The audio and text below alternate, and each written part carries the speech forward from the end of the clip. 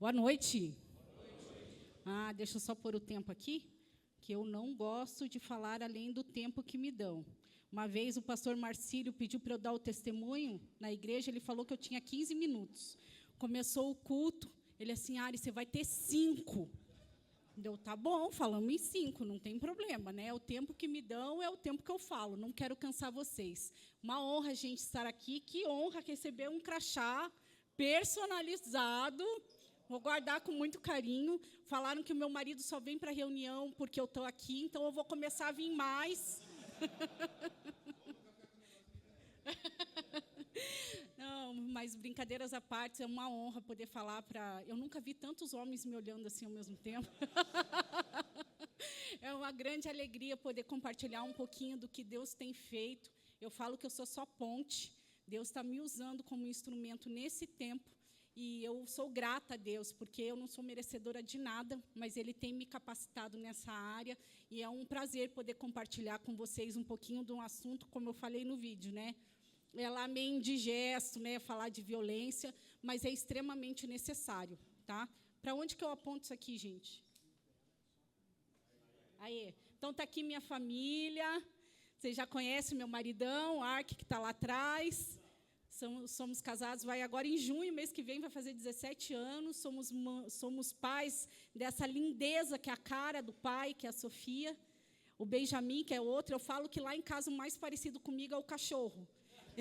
Porque eu fiz só cópias do meu marido, né? Aqui está um pouquinho da minha descrição. Eu não gosto muito de rótulos, né? Tanto eu cheguei aqui, doutora. Nada, eu sou Ariane, filha amada de Deus, e é isso que importa. E eu sou advogada há 12 anos. Sou diaconisa aqui na Primeira Igreja Batista, sou capelã social e estou coordenadora do DNA da Mulher Brasileira, que depois eu vou falar um pouquinho para vocês. Mas vamos ao que interessa. Por que a gente precisa falar de violência? Por que será? Sim, pode fazer tarde. Oi? Alô, pode falar. Quem? Seu marido? Eu consegui com ele receber 2 filhos, velho. Polícia militar. Quando eu vim em casa, meu pai, ele vai bater na minha mãe. Ele tá tentando colocar fogo na casa. Se der errado, pelo amor de Deus, ele tá ameaçando minha mãe. Agora eu preciso de ajuda, meu namorado, você pediu. Agora eu preciso de ajuda. Não tem como falar no seu nome, senhor. Tô te avisando.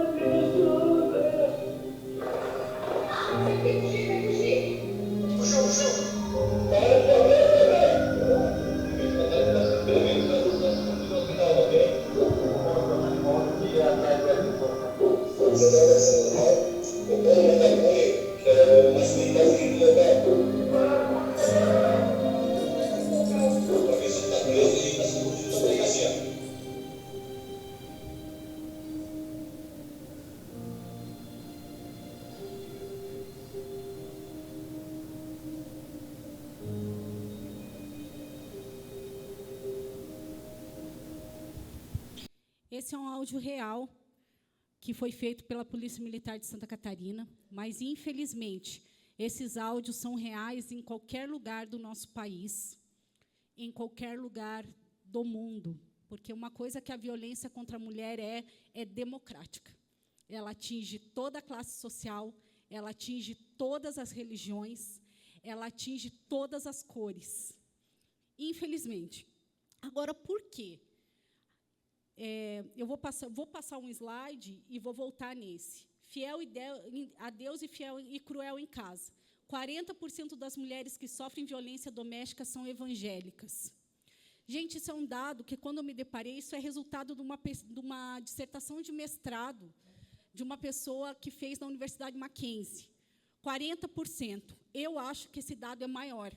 Quando nós iniciamos o DNA da Mulher Brasileira, a gente trabalhou na Casa da Mulher Brasileira. Não sei se vocês conhecem que tem a Casa da Mulher Brasileira aqui em Curitiba. Infelizmente, nós temos 10 no Brasil só. Mas é um local onde tem todos os órgãos de atendimento à mulher. Então, lá você vai ter a Defensoria Pública, vai ter o Tribunal de Justiça, vai ter o Ministério Público, tem a Delegacia da Mulher. E nós estávamos lá fazendo acolhimento não das mulheres, mas da equipe multidisciplinar que acolhia as mulheres em situação de violência. E nós tínhamos um papel assim de capelãs. E um dia chegou a psicóloga da Casa da Mulher Brasileira, ela é ateia, e ela chegou para nós, que estávamos na nossa sala, e falou assim, me diga uma coisa, por que de cada 10 mulheres que aparecem aqui, 9 são evangélicas? E a gente ficou com aquela cara de ué, né? O que a gente vai responder? Dela assim, o que está acontecendo na igreja de vocês? E daí, aquela hora, me deu um estralo, assim, que eu falei assim, a gente tem que voltar para a igreja, que a gente lá batendo, esmurrando ponta de faca, porque o que acontece? No órgão público, quando a gente chega e se diz, se declara com uma fé, principalmente uma fé cristã, muitos movimentos se levantam contra a gente, porque eles acham que quem é cristão, principalmente evangélico, vai deixar todo mundo casado com o agressor. Daí, quando a gente traz o projeto para a igreja, muitas igrejas acham que a gente quer divorciar todo mundo. Então, ninguém quer a gente, porque lá a gente não divorcia, aqui a gente mantém todo mundo. Como assim? Não dá certo.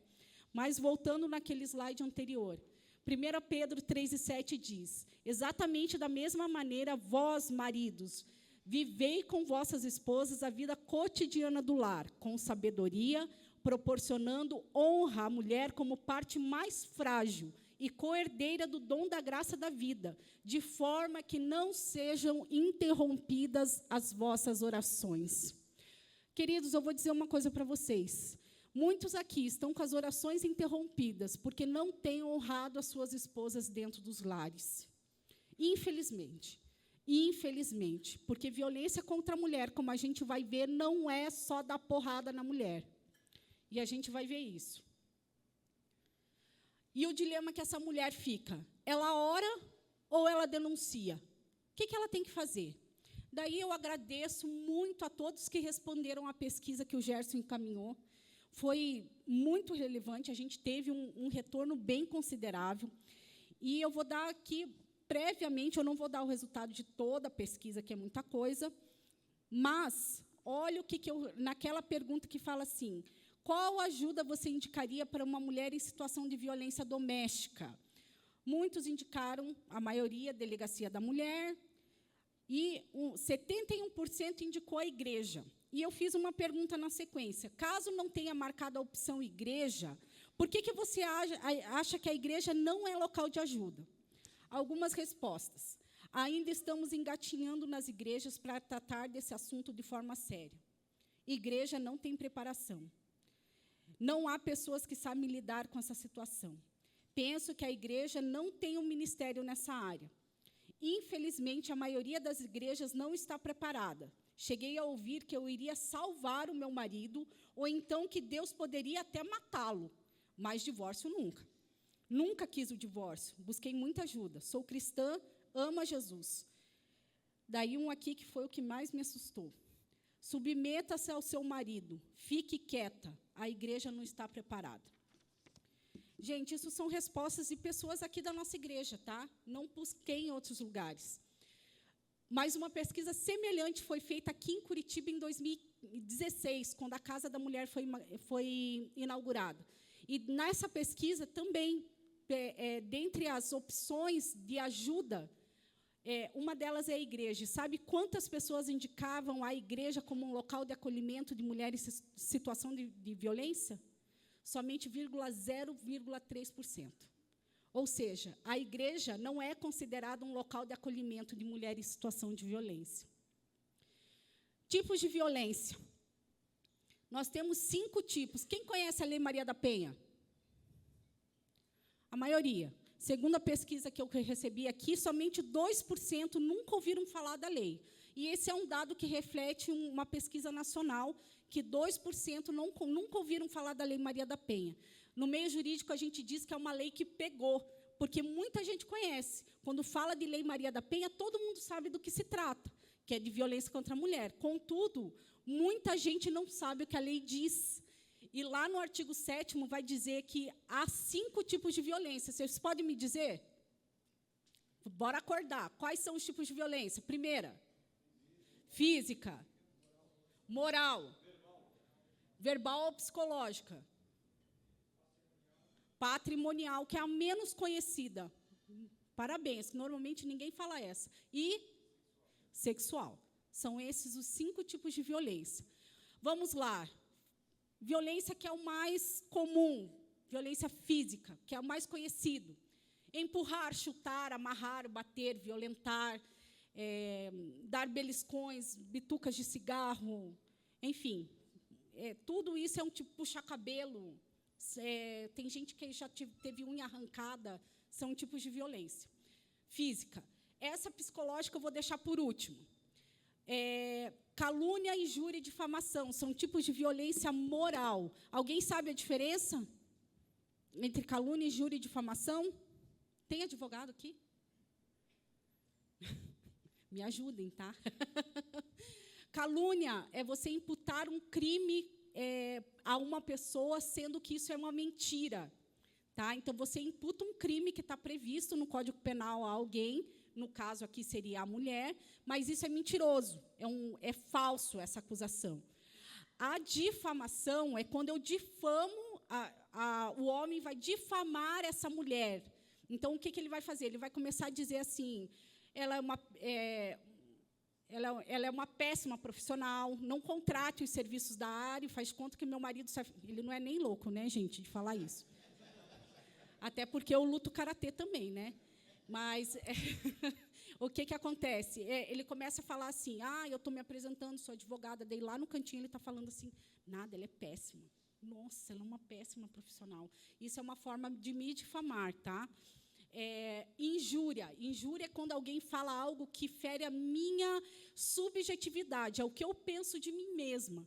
Então, daí o Arco começa a falar assim, nossa, mas ela é uma mãe horrível, e eu me acho uma boa mãe. Não, mas ela, meu Deus do céu, uma cozinheira. E assim, num tom de brincadeira, às vezes pode ser, mas é uma forma de me injuriar. Isso é violência moral, tá? Sexual. Pressionar a fazer sexo, exigir práticas sexuais que não goste, proibir de usar contraceptivos, forçar a fazer um aborto. Isso são práticas de violência sexual. Vou dar um exemplo para vocês e quero que vocês me ajudem, tá? Uma situação hipotética. Eu chego em casa, sábado, quem estava no Celebre aqui? Foi um dia corridaço, né? Muita atividade na igreja, muita coisa acontecendo, a gente trabalhou, teve vigília, eu participei de uma vigília que teve. Chegou sábado à noite, eu estava morta. Tudo que eu queria fazer era chegar em casa, tomar um banho, deitar e dormir. Mas daí vem uma mão assim, sabe? Quando deita, vem aquela mão. Não, só lá em casa que acontece, gente? Meu Deus do céu, é só lá? Oh, meu Deus. Ô, pastor, tem que dar outra. E vem aquela mão assim, eu assim, ai, meu pai, o que eu falo? Fingir que estou dormindo? Estou com dor de cabeça? O que eu vou falar? Mas daí eu penso comigo assim, vou quebrar o galho do meu maridão, né? Beleza. E tá bom, a gente se relaciona, a gente tem uma relação sexual.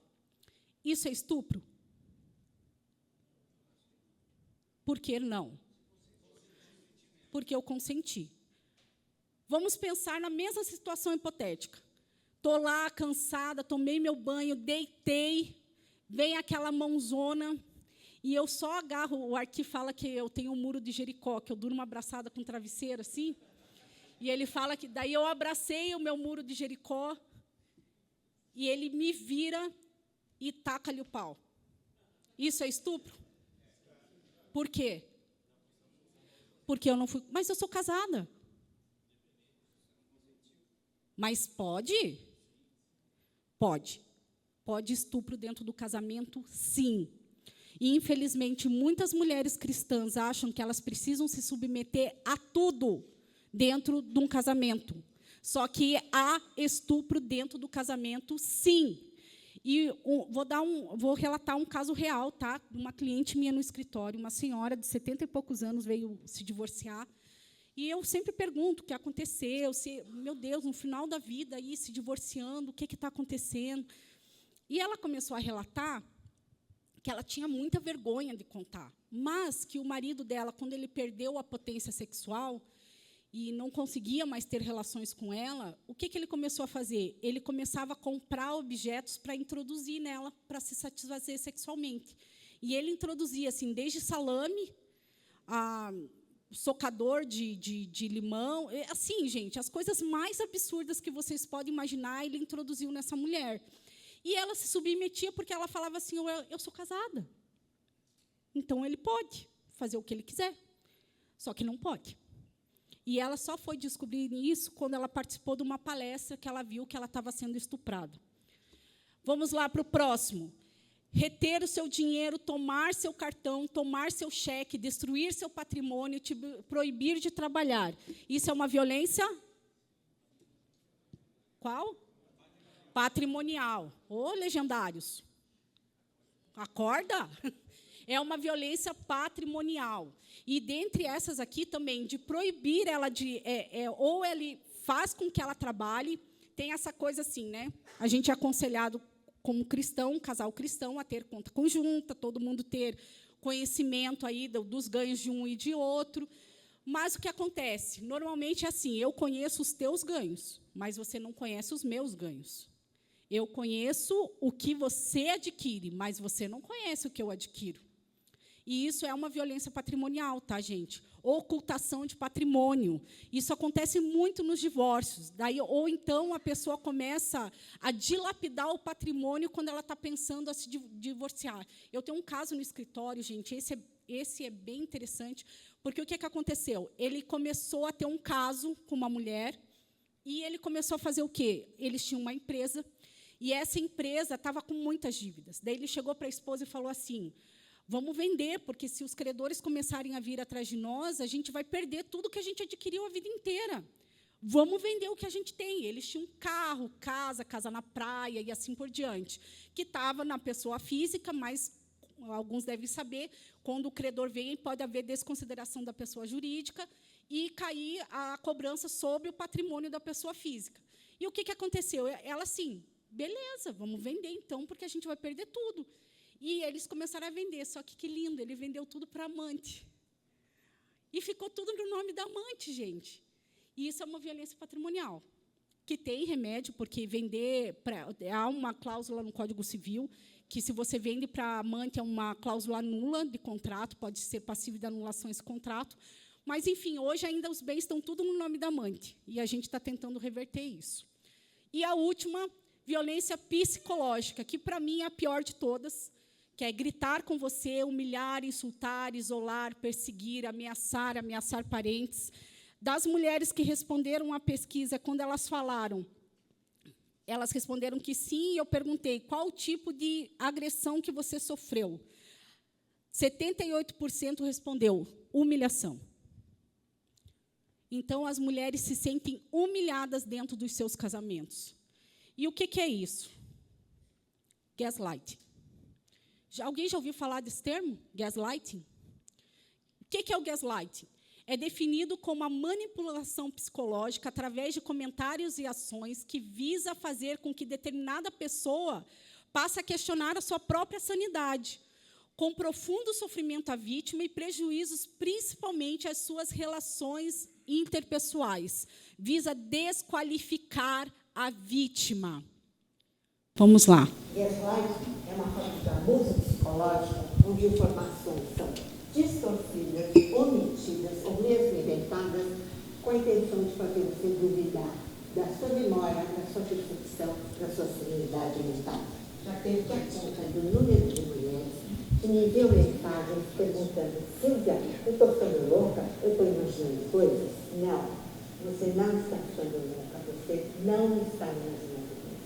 É uma situação particularmente enlouquecedora, porque justamente essa confusão, esse questionamento, essas dúvidas, vem daquela pessoa com a qual você se relaciona, e supostamente uma relação amorosa. Digo supostamente porque não é amor, entendeu? É manipulação, é controle, é exercer poder sobre você para controlar toda a situação e o relacionamento. Por mais que eles digam que é amor, não é amor, é tortura. É tortura.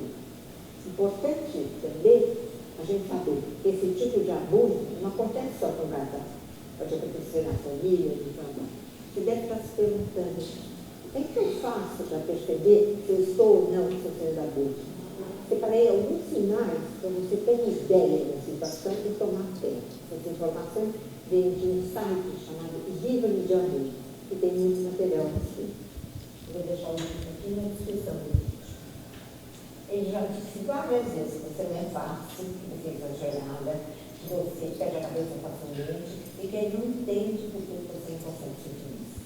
E aí você se pergunta por que eu faço tudo errado. Quando você vai conversar com ele, ele te diz, você entendeu errado mais uma vez. Você sempre entende errado. Não foi isso que eu quis dizer.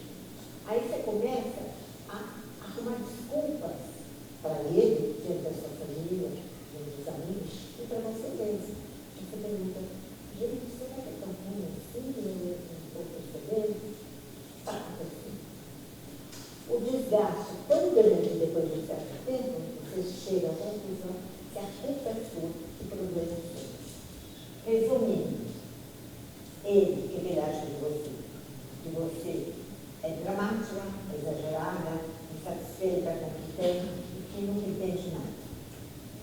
Você se sente infeliz, insegura, confusa, acha que faz tudo errado, vive pedindo desculpas. A culpa é sua, a confusão é sua, o problema é seu e você está ficando louco. Ei, presta atenção, não é nada disso. A loucura não é sua, é seu companheiro que está te enlouquecendo. Olha, isso aqui é uma trama fechada, difícil se desvencilhar, você até mesmo perceber. Então preste atenção nos sinais. Não precisa ser todos aqueles sinais que a gente conversou. O sinal mais importante é você se sentir muito mal. Esse é o gaslighting, tá? Gaslighting é baseado num termo que foi pautado num filme americano de 1973, que relatava durante o filme exatamente essa situação de abuso psicológico. E o pior, porque quando a mulher vem relatar o gaslighting, principalmente para os amigos e familiares, eles falam assim, mas fulano não pode. O cara é gente boníssima.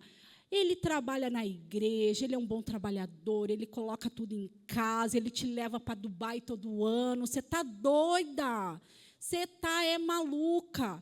Reforçando a mesma coisa que ele faz em casa. E a mulher começa a passar assim, meu Deus, eu estou louca mesmo. Não, não é isso. Não, o que está acontecendo? E assim, o gaslight se manifesta de várias maneiras. Mas uma delas é a negação, quando o manipulador sustenta jamais ter dito ou feito algo, mesmo que a vítima saiba e tenha provas do contrário. Já tive casos do cara ter provas absolutas de que ele estava em adultério, e o que aconteceu? A esposa chegava, mas fulana viu, não sei o quê. Ah, não viu? Imagina, eu, adulterando, jamais, eu não faço isso. Menosprezo, o manipulador menospreza os sentimentos, pensamentos e falas da vítima. Então, assim, é aquele que chega em casa assim, você é dramática, você é muito chorosa, você chora por qualquer coisa, você é muito fraca, você não consegue. Olha lá, fulana é forte, vai, faz, compara normalmente com outras mulheres. Isolamento. O manipulador dificulta o convívio da vítima com outras pessoas que poderiam ajudá-la a repor a verdade dos fatos. Sábado, a doutora Ana, que é aqui da PIB, eu vou falar porque ela relatou publicamente o testemunho dela, então eu estou autorizada a compartilhar. Ela viveu um relacionamento abusivo com gaslighting e, pasmem, ela é uma médica e ela estava no curso de medicina quando conheceu o companheiro dela, que depois veio a se tornar marido. E o que ele começou a fazer? Preste atenção naquela mulher que está toda hora pedindo desculpa. Até para você, ela fala assim, ela põe isso aqui, a folha está aqui, deveria estar aqui, ela fala, ai, desculpa, e não sei o quê, tudo é desculpa. Se você tem uma mulher que você conhece, que fica se desculpando toda hora, tua mãe, tua irmã, tua tia, tua cunhada, não sei, liga o sinal de alerta, que ela pode estar numa situação de gaslighting. A doutora Ana dela relatou que esse era o namorado, depois veio a se tornar marido. Ela se separou na lua de mel, tá, gente? Porque ela chegou em casa do casamento, ele deu uma surra nela. E ela relatando, porque isso já é o final. Por isso que eu digo que a violência psicológica é a pior de todas. Porque quando a mulher chega numa situação de violência física, sexual, ela já passou por uma violência psicológica e moral tremenda. Então, a violência física é somente ali a pontinha do iceberg, diante de tudo que está acontecendo ali embaixo. Tá? Então, a gente tem que prestar atenção nos sinais. E uma coisa, nunca desqualificar a fala de uma mulher que relata para você que ela está em situação de violência. Agora, estou falando com homens que talvez não cometam a violência, mas que ouvem uma mulher. Porque, normalmente, a gente pensa. O que a gente pensa quando uma mulher vem relatar uma situação de violência? Assim, não faz conta que não é você que está pensando, que é outra pessoa. O que você ouve a respeito? O que ela fez para merecer isso? O que ela passou? Ela deu causa. Eu passei por uma situação assim na minha família, gente. Meu cunhado era gente boníssima. Quando a minha irmã veio falar que ela sofria violência doméstica, a primeira coisa que minha mãe perguntou foi: o que você fez? Na minha casa, gente. Ataque em grupo. O manipulador tenta convencer as outras pessoas a duvidar da vítima, repetindo as mesmas estratégias de mentira e manipulação. Então, ele começa a falar para os outros assim: a Ari está tomando remédio psiquiátrico.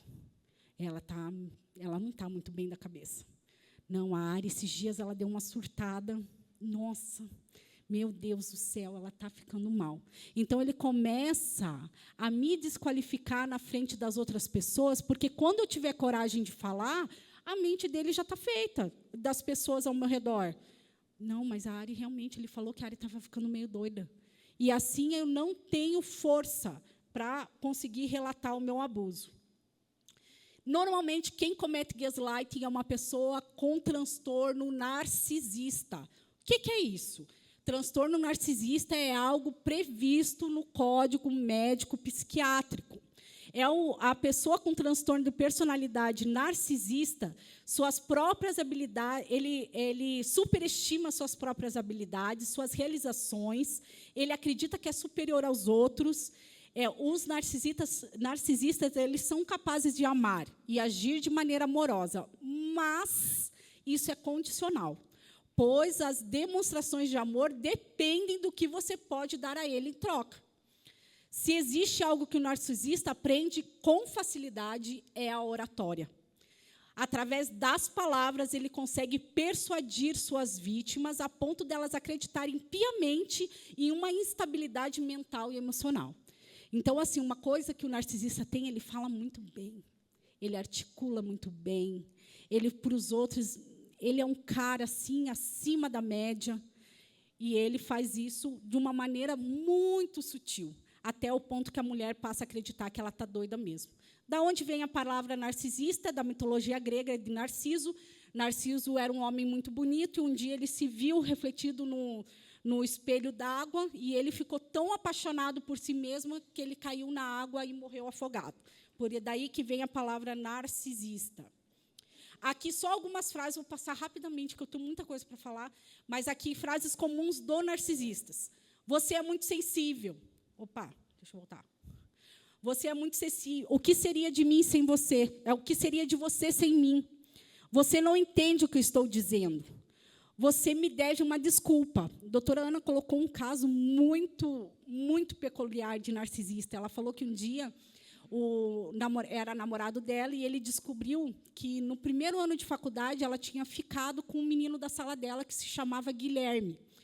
E, anos mais tarde, ele fez ela trancar a faculdade por causa disso. Ela trancou a faculdade.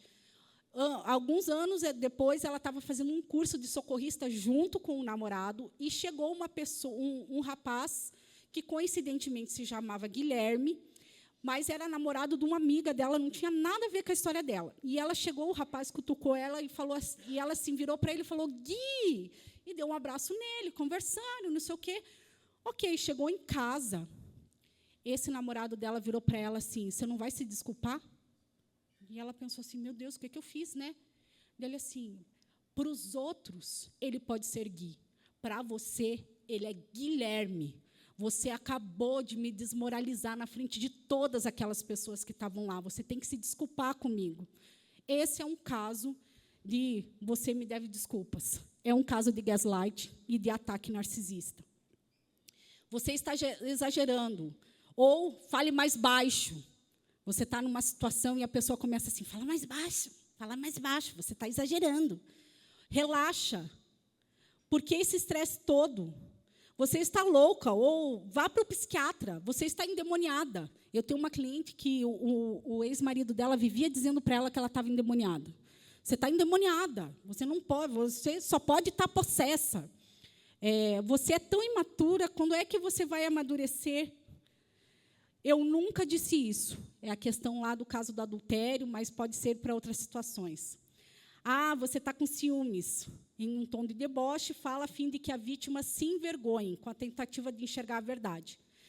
Coloca sempre a culpa na vítima, então chega um ponto que ela vai achar que ela é culpada, porque ele inverte a situação na fala, porque ele tem um dom de oratória muito bom, e ele acaba invertendo a situação, e ela sempre se acha culpada.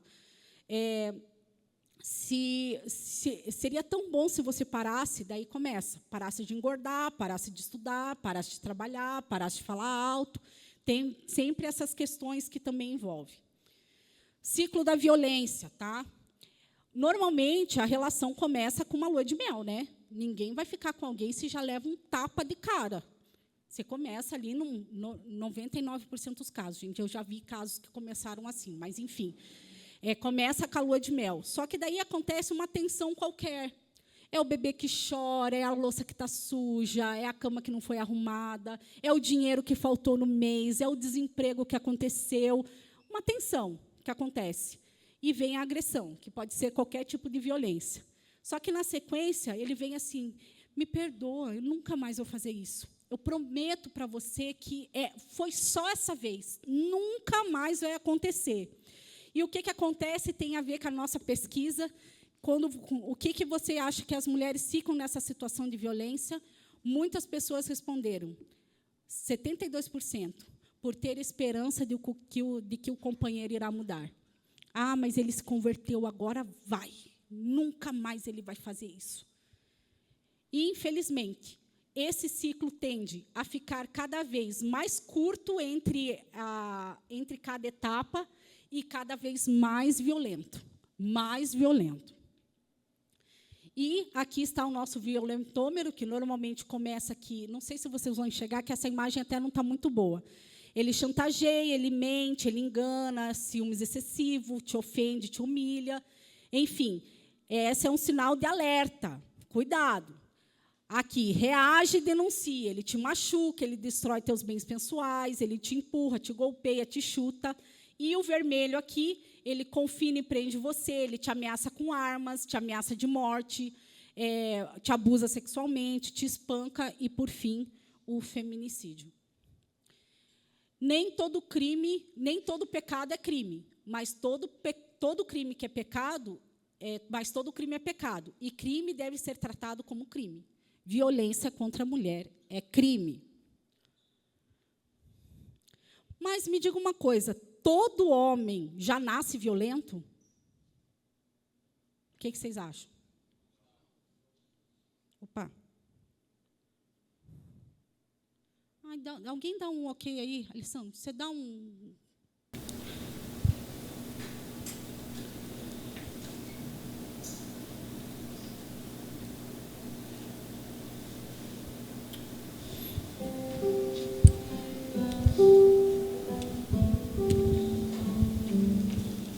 Qual o seu nome? Samuel, Caio, Pedro, Pedro Guilherme. Quantos anos você tem? 7, 10, 6, 8, 10, 8. O que você quer ser quando crescer? Engenheiro robótico. Policial, meu pai. Jogador fugiu. Por quê? Não sei.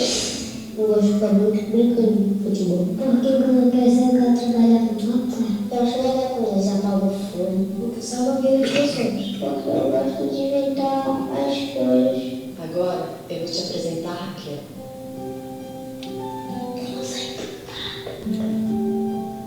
O que você acha bonito nela? O vestido, o cabelo, a cor dos olhos, o sapato, o rosto. Faz o carinho dela.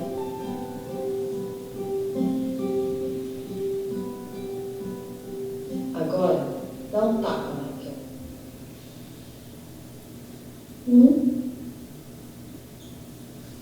Tá? Um tapa forte. Um tapa.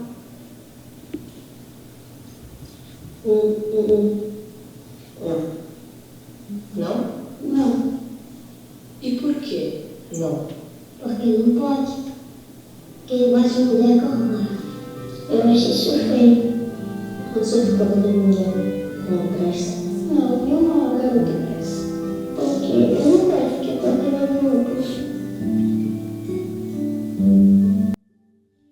No mundo das crianças não se bate em mulher. E por que ele se torna um homem e bate? Essa foi uma pesquisa feita em Macapá, do Dia Internacional da Mulher, em 2017. Mas a minha pergunta é, como nós estamos educando nossos meninos? Eu tenho um menino de 8 anos em casa, o Benjamin. Semana passada, ele chegou em casa porque a diretora me mandou uma mensagem que ele tinha arrotado na cara de uma menina. E a menina, na sequência, a menina empurrou ele e ele revidou. E, assim, a vontade que dá como mãe é pensar assim, meu Deus, bateu no meu filho, né? Mas daí a gente chegou em casa para conversar com ele, e eu falei assim, primeiro, por que ele tinha arrotado, o que aconteceu, se foi de propósito, se escapou, o que aconteceu. Ele falou, não, mãe, foi de propósito que eu fiz, mas eu não fiz na cara dela, eu fiz assim de baixo, não foi na cara dela. Deu assim, mas justifica você ter arrotado na cara da menina? E pior, ter batido nela. Daí a minha filha vem e grita assim, a mamãe lida com violência, ela prende os homens que batem na mulher. Daí eu falei assim, filho, não pode revidar com violência, não pode. Vai chamar a professora, sai de perto, vai fazer, mas você não pode revidar com violência. E eu mostrei esse vídeo para ele. Ele assim, mãe, eu não vou mais bater nisso. Daí hoje ele chegou assim, viu? Me bateram de novo. Eu virei as costas e saí. Mas, poxa, de novo me bateram. Deu assim, a mamãe agora vai lá na escola, mas que bom que você reagiu dessa forma, que não pode. Agora, uma coisa eu tenho para dizer para vocês. De cada 3 mulheres, uma já sofreu violência doméstica. Se a gente inverter, de cada 3 homens que estão aqui, um já cometeu violência doméstica. Isso é estatístico. Então, assim, nós precisamos revisar o nosso comportamento, porque nós vivemos numa sociedade machista, que desvaloriza a mulher, que não levanto bandeiras feministas, tá, gente? Muito pelo contrário. Eu creio que o feminismo veio para massacrar as mulheres. Já fui feminista quando não era cristã, então eu conheço bem o que elas pregam. Mas o feminismo, ele massacra as mulheres e não as protege. Só que o machismo massacra as mulheres tanto quanto. E nós precisamos ter uma postura como Cristo teve com as mulheres. Cristo foi o homem mais includente de mulheres. A Bíblia é o livro mais includente de mulheres, que trata as mulheres com dignidade. Nós precisamos resgatar esses valores, para que essa vergonha desse índice de que 40% das mulheres que sofrem violência são evangélicas não aconteça aqui na nossa igreja. E não aconteça em nenhum outro lugar. Agora, e quando o homem sofre violência doméstica? Homem sofre violência doméstica? Daí, qual lei que fala? A José da Penha? Mário da Penha? Qual lei que a gente utiliza? Maria da Penha? Para o homem? Não cabe lei Maria da Penha para o homem. Lei Maria da Penha tem como polo passivo da ação, onde ela é vítima somente a mulher. Ou, né, tenho que falar disso porque é o que acontece, o transgênero que tem um corpo de mulher e sofre violência por conta do gênero. Tá? Agora, uma mulher pode ser autora de violência contra a mulher e daí a vítima se utilizar da Lei Maria da Penha? Vou explicar. Por exemplo, minha cunhada se pega comigo no tapa. Ela me bate. Eu posso ir lá na delegacia da mulher e denunciar minha cunhada respaldada na Lei Maria da Penha? Posso. Por quê? É dentro do contexto de violência doméstica e familiar. Então, a sogra que bate na nora, eu já tive um caso assim, inclusive, no escritório. A cunhada bateu na minha cliente. Numa situação, ela foi agredida porque ela estava indo em casa retirar seus bens e a cunhada pulou nela. E ela teve ferimentos, teve fraturas e tudo mais. Cabe Lei Maria da Penha. Tá? Mas e para o homem? Daí, cabe o quê? Coitado do homem, ninguém vai proteger o homem? Ô, tadinho de vocês. Ó, Alexandre de Moraes. Graças a Deus que ele é homem, né? Que se fosse mulher, vocês estavam lascados. Para os homens existe o Código Penal. Afinal de contas, a ação da mulher vai, dependendo do crime que ela cometer, se ela faz uma lesão corporal, se ela faz uma ameaça, existe o Código Penal e o homem vai na delegacia, tá? E faz a denúncia. Agora vamos ver isso aqui, que é bem interessante, que é uma delegada falando. É o meu último vídeo, prometo. Volta para mim, Alessandra, não estou conseguindo passar os vídeos aqui. Só dá um play aí para mim, por favor. E estou caminhando para o final, tá, gente? Oi, pessoal, tudo bem? Homens podem ser vítimas de violência doméstica? É comum que, quando falamos sobre violência doméstica, alguém nos pergunte isso. Mas e quando os homens são agredidos? A Lei Maria da Penha vai protegê-lo também? Bom, primeiramente, é importante esclarecer que o foco da Lei Maria da Penha é a violência doméstica e familiar contra mulheres. Portanto, se o homem for a vítima, ela não irá protegê-lo. Mas isso não significa que homens podem ter seus objetos pessoais quebrados, podem ser xingados, ameaçados, agredidos ou humilhados publicamente por mulheres com quem se relacionam ou já se relacionaram. Por isso, eu separei para vocês algumas informações que podem ser úteis. A primeira delas é: atenção para o seu relacionamento. Ninguém começa um relacionamento para se separar depois, muito menos para precisar chamar a polícia. Por isso, avalie constantemente se o seu relacionamento está saudável, se te faz feliz e se quem está com você respeita os limites da boa convivência. Você e a sua companheira brigam com frequência? Ela já te xingou, quebrou seu carro ou seu celular durante uma crise de ciúmes, por exemplo? O que você fez em relação a isso? Revidou? Não é demais lembrar que o sucesso do relacionamento depende dos dois. Saber identificar sinais e ocasiões em que você é desrespeitado é fundamental para que, sendo homem, você de vítima não passe para a condição de agressor. É isso mesmo. Se a gente considerar que a violência doméstica é aquela que ocorre dentro de casa, nas relações afetivas ou familiares, os homens também podem ser vítimas. Caso sofram violência moral, psicológica, patrimonial ou até mesmo física, devem procurar a polícia e fazer uma denúncia. Ninguém tem o direito de gritar, exigir, esgoelar e querer te obrigar pela vergonha ou pelo cansaço. Chantagem emocional, ameaçando armar barracos, também podem ser casos de violência psicológica. A violência é sempre intolerável e injustificável.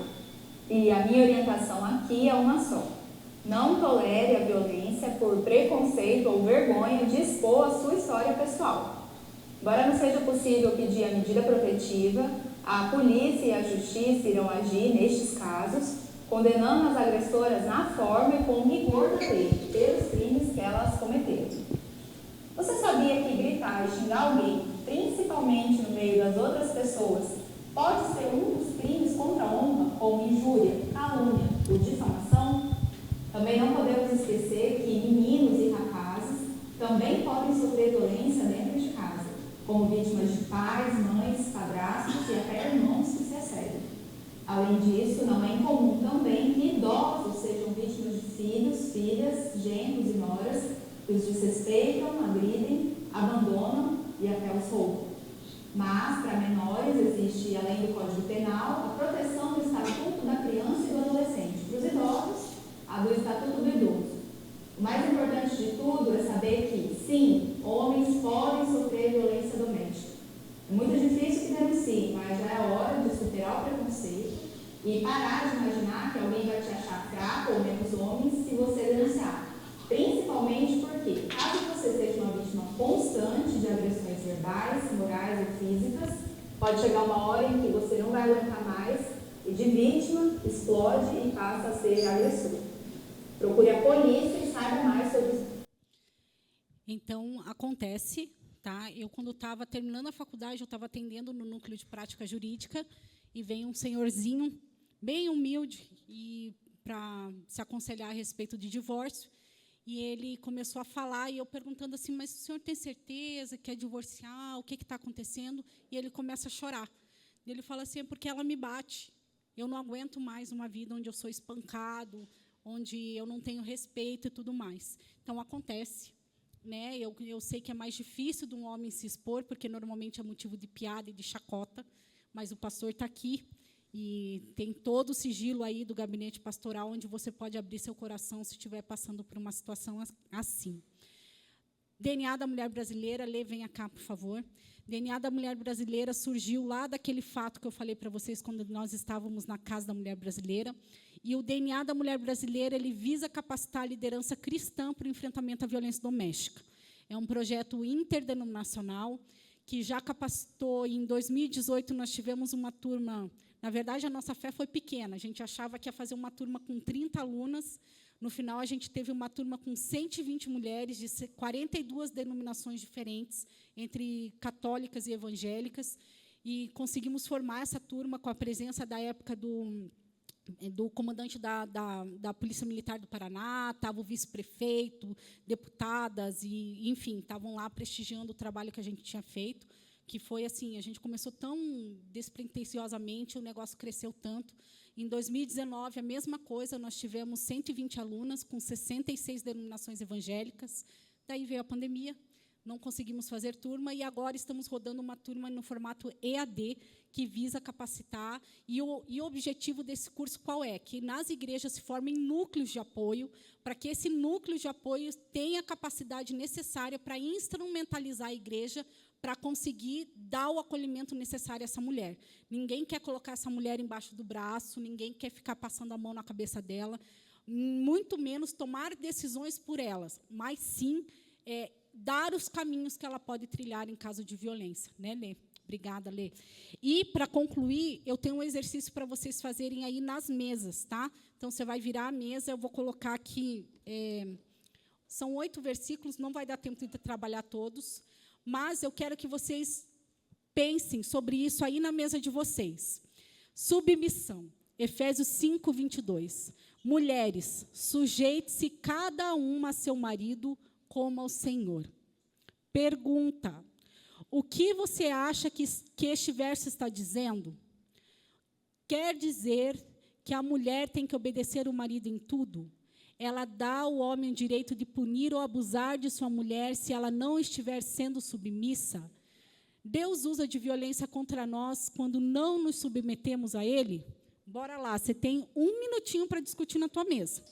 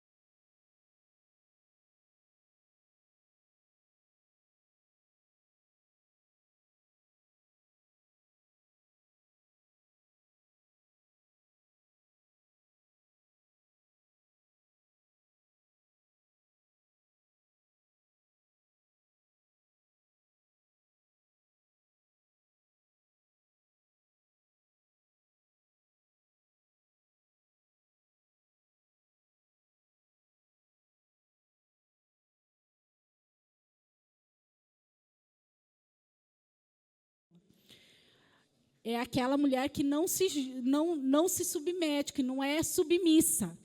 Mas isso não quer dizer que o marido dela podia socar ela para que ela seguisse os seus direcionamentos. Tá? Esse é um verso, e depois daí vocês discutem com mais calma. Vamos lá para o próximo. Dominar, Gênesis 3,16. A mulher, que daí é aquela parte quando Deus está colocando os castigos da queda, né? Seu desejo será para o seu marido e ele a dominará. Se você pegar a minha Bíblia, vai estar escrito do lado desse versículo, misericórdia. Perguntas para reflexão. Essa é uma descrição do relacionamento entre o homem e sua mulher. Ou quer dizer que é uma consequência do pecado e é o homem... A consequência do pecado é o homem dominar a sua esposa. Existe alguma evidência na história da criação que indique que homens e mulheres não eram iguais antes da queda? Como o sacrifício redentor de Jesus transforma essa relação? Então, essa foi uma consequência da queda, a mulher ser dominada pelo seu marido. E o sacrifício de Jesus, que diferença que ele traz para essa relação entre homem e mulher? Pode discutir aí. Cabeças pensando aqui, eu estou vendo.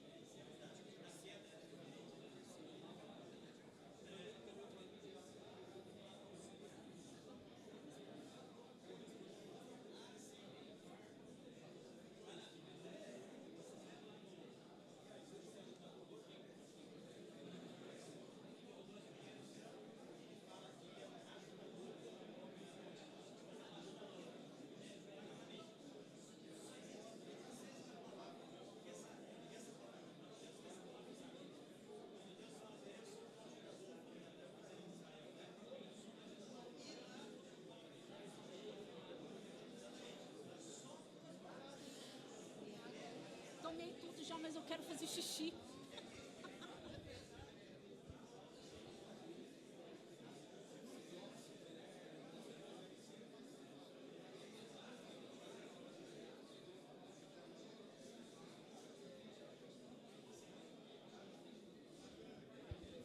E aí, gente?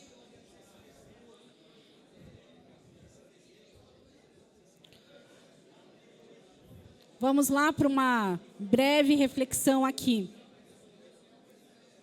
Ai. Alessandro, acho que acabou a minha bateria. Você passa para mim? Só passa o próximo. Tá, vai vir aqui, ó. Isso. Verdade que liberta. Jesus é um revolucionário quando se trata de mulheres. Em Cristo, a dignidade das mulheres é restaurada em seu papel de nutrir famílias e nações. Gálatas 3:28. Destarte não pode haver nem homem nem mulher, porque todos vós sois um em Cristo Jesus. Jesus restaura isso em nós. Né? Não existe mais essa dominação, porque nós somos um em Cristo Jesus. Essa é a verdade que liberta. Não há mais justificativa para que a mulher seja dominada e subjugada. Não que antes houvesse, mas é que a história relata. Se nós formos pensar que até 1940, a mulher, o homem poderia, aqui no Brasil, tá? Estou falando da legislação brasileira. O Código Penal previa que um homem poderia matar a sua mulher caso fosse descoberto que ela era adúltera. Era justificado isso. A ação dele era justificada por conta do adultério feminino. Gente, a gente está falando de 1940. São 80 e poucos anos desde isso. É muito recente na nossa história. E pode falar.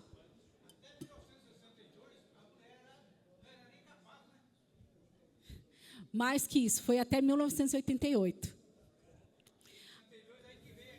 Em 1977 veio a lei do desquite, né, que foi possível a mulher se desquitar, e daí a mulher desquitada, porque o que acontecia?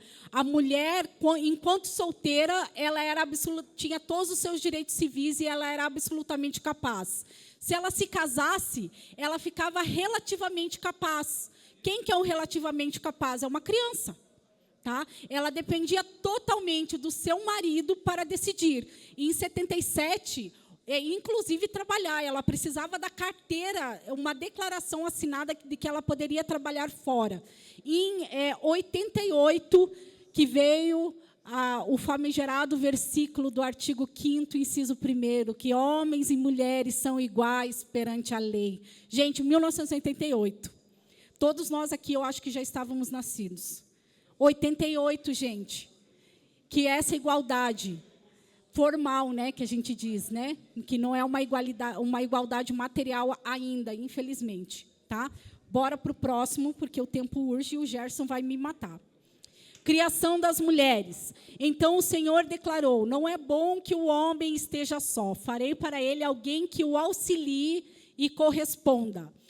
Perguntas. Isso significa que as mulheres são inferiores aos homens, já que foram criadas em segundo lugar, e que o papel da mulher é de subserviência?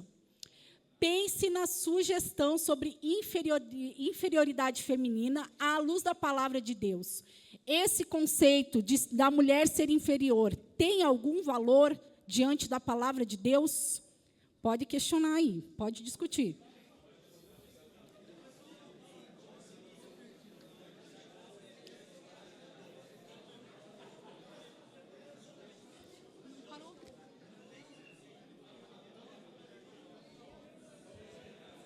Agora foi.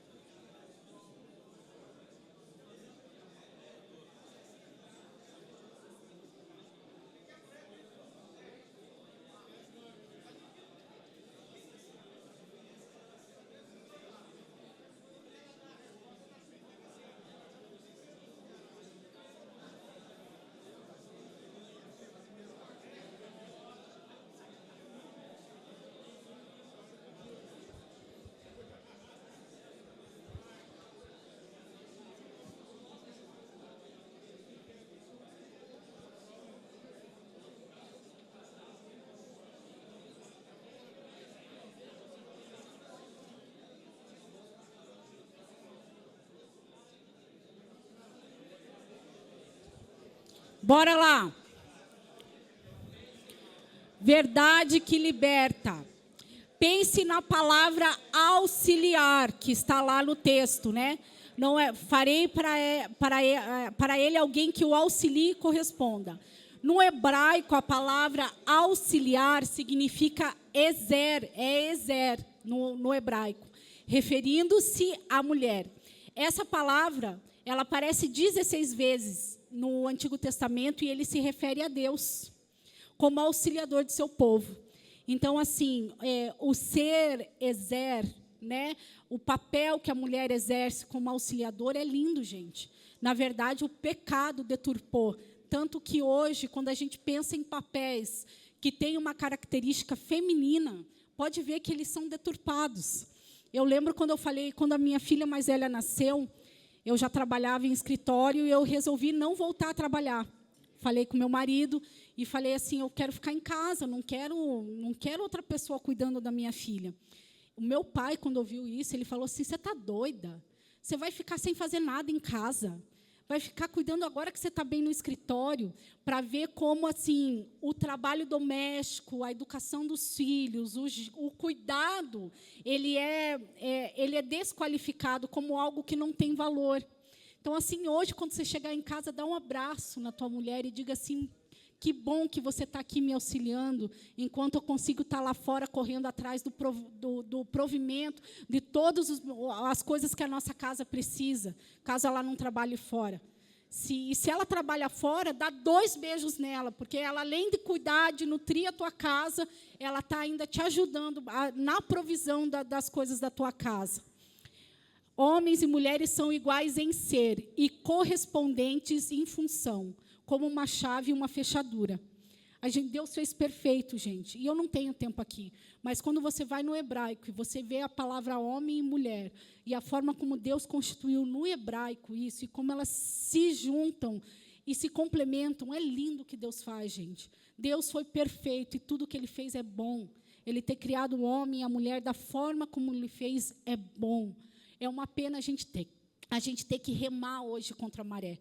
Porque quando a gente prega esses valores para as nossas filhas, quando a gente quer, por exemplo, retornar para casa e não quer mais o trabalho secular, claro que muitos aqui precisam desse auxílio da esposa, eu não estou questionando isso, mas a gente é questionada muito a esse respeito. Há um julgo muito grande sobre as mulheres. Valorizem suas mulheres, gente. Valorizem, porque não é fácil ser mulher, não, gente. Vou dizer para vocês. Bora lá. Esse eu vou pular, tá? Se vocês quiserem bater uma foto, eu deixo vocês baterem. Ele vai mandar a palestra. Então, tá. O último, para a gente refletir, para encerrar daí o nosso tempo juntos, poder e superioridade. Pois o marido é o cabeça da mulher, como também Cristo é o cabeça da igreja, que é o seu corpo, do qual ele é Salvador. Já vou falar direto, que não vai dar tempo, tá? Isso significa que o homem tem todo o poder e domínio. O que o exemplo de Cristo como cabeça da igreja nos ensina sobre o tipo de liderança de marido. Que tipo de liderança? Ele deu a vida. Legendário sabe disso, né? Dá a vida pelos nossos amigos. Não é isso que vocês declaram? Quiçá pela sua esposa, né? Onde que eu estava aqui? Ser cabeça significa superioridade ou humildade em abandonar o poder em amor sacrificial. Ser o cabeça não significa que vocês têm a verdade todo o tempo com vocês, mas significa, sim, que o poder de decisão está na mão de vocês. E o Senhor vai cobrar de vocês. Tanto que, quando Deus veio lá para Adão, Ele chamou Eva ou chamou Adão? Chamou Adão. A responsabilidade lá. Vamos lá. Deixa eu passar aqui. Abuso com sofrimento. 1 Pedro 1,6. Nisso vocês exultam, ainda que agora, por um pouco tempo, devam ser entristecidos por todo tipo de provação. Pergunta: você acha que a mulher deve aceitar o abuso como a sua cruz e que o sofrimento aumentará a sua fé? Você acha que a mulher em situação de violência não ora o suficiente? Então, por que muitas vezes é esse o conselho que a gente dá para ela? Ora mais, minha irmã. Não estou dizendo que oração não tem poder, gente. Mas eu estou dizendo que tem situações que só orar não adianta. E é ação. A gente precisa tirar, porque se eu oro e mando essa mulher para casa, ela pode não ter outra chance de aparecer para você. Divórcio e casamento, Mateus 5:32. Mas eu digo que todo aquele que se divorciar de sua mulher, exceto por imoralidade sexual, faz com que ela se torne adúltera.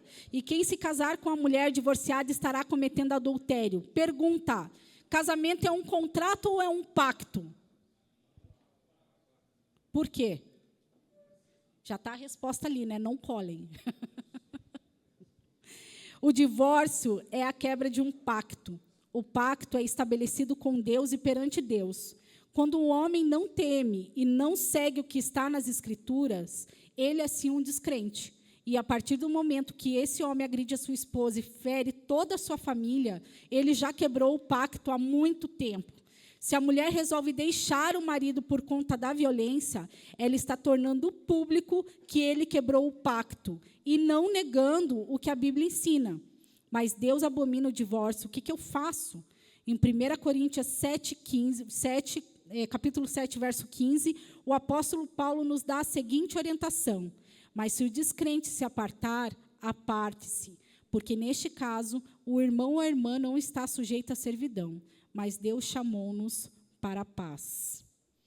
Dá para questionar muito, né? Tem muita reflexão a respeito disso, gente. Tem muita reflexão, pena que não dá tempo. Compreendendo o perdão. Mateus 6,12. Perdoa as nossas dívidas assim como nós perdoamos os nossos devedores. Pergunta: o perdão remove as consequências do pecado? Perdoar uma pessoa significa desconsiderar o que ela fez e manter a mesma relação com ela, mesmo que não haja arrependimento algum? O pastor Alexandre Sombrio, no sábado, ele deu um exemplo muito legal, que ficou gravado. Vamos supor o seguinte, que eu estou aqui dando a ré no meu carro e, sem querer, eu passo em cima do pé do Joel. Saio do carro correndo e falo assim: Joel, meu Deus, me perdoa. Ponho ele no carro, levo para o hospital, pago a consulta, compro os medicamentos, levo ele para casa. Se cuida, eu chego lá na casa dele assim: Joel, me perdoa. Automaticamente o pé dele fica curado? Por quê? Não fica, gente. A mesma coisa. E quando o Joel me vê dando a ré no carro de novo, o que ele vai fazer? Vai sair correndo, né? E agora, uma mulher em situação de violência que perdoa, ela deve ir lá e fazer amizade com o seu marido novamente, se não houver arrependimento dele? É para pensar, gente. Porque muitas igrejas obrigam essa mulher, dizendo que ela precisa perdoar, porque senão Deus não vai perdoar os pecados dela. E quando ela perdoa, obrigam essa mulher a voltar com o agressor, sendo que o agressor não foi tratado, não foi curado, não teve arrependimento. Cuidado, gente, cuidado. E já passou aqui. Quem bate em mulher, machuca não só a mulher, mas a família inteira. Gente, muito obrigada. Fica aí os meus contatos, caso você tenha alguma dúvida. Obrigada pelo privilégio de estar aqui com vocês. E agora eu queria só honrar o meu marido, que é um marido que realmente tem liderado a nossa casa. Ele não me bate. Não me agride, graças a Deus, é um homem de Deus. Tem educado e tem sido exemplo para os nossos filhos. E eu quero te honrar a vida. Por causa disso, muito obrigada por ser exemplo para a nossa família. Te amo.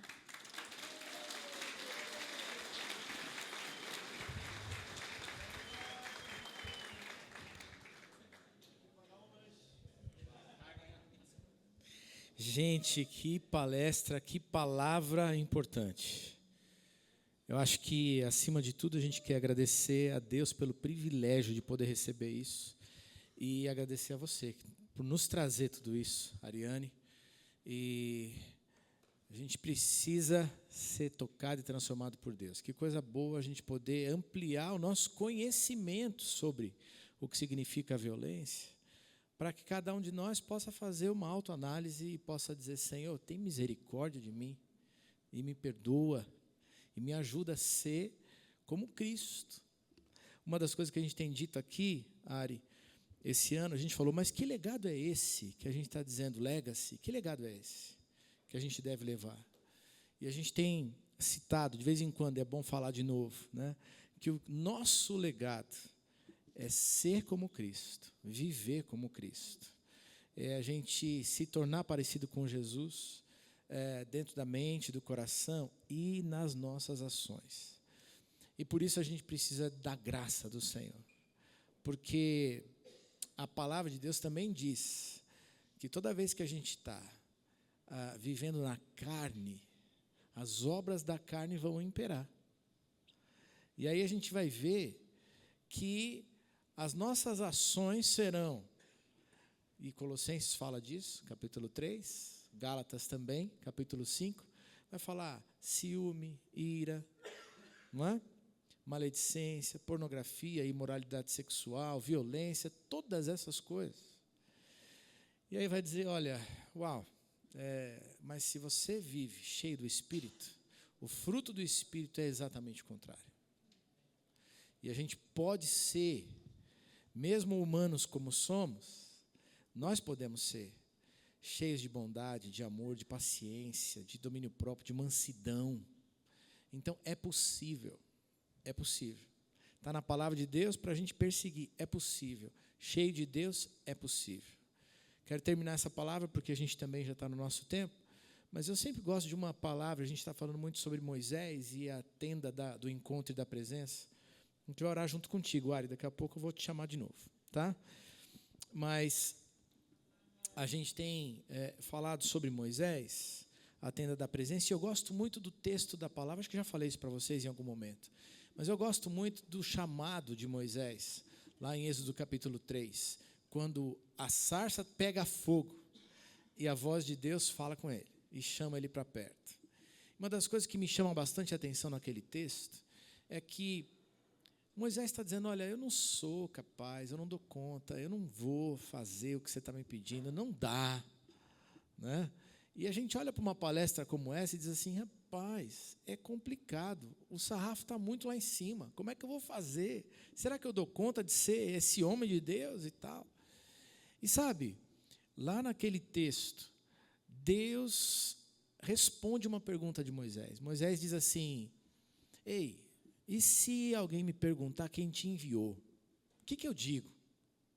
Isso me chama a atenção, por quê? Porque em Gênesis, ou até então, a revelação de Deus para aquele povo todo é o Deus de Abraão, de Isaac e de Jacó.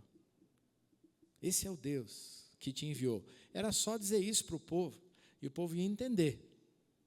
Mas sabe o que Deus diz? Eu sou, te enviou.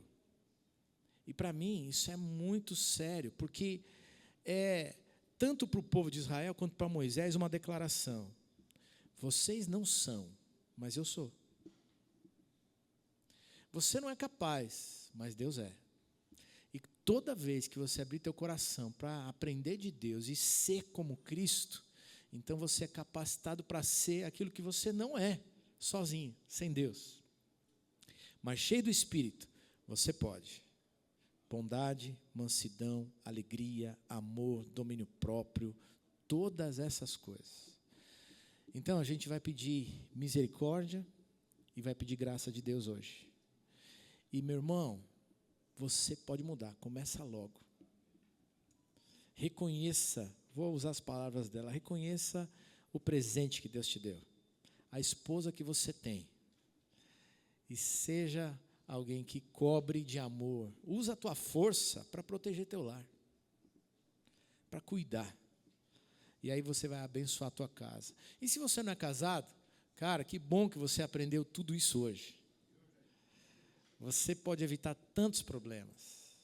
E você pode acertar na mosca, você vai ser um homem de Deus no teu lar. Esse é o nosso desejo hoje, tá?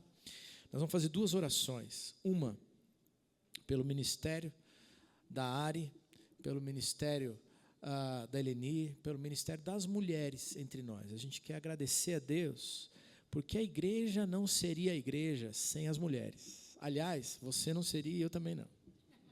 Não é verdade? A igreja do Senhor é rica por causa dessa completude, por causa das mulheres. E a tua casa é rica por causa dessa completude. A gente se completa. E a gente vai falar: Senhor, muito obrigado pelas mulheres, nós queremos abençoá-las. Mas a última oração é: Deus, me ajuda.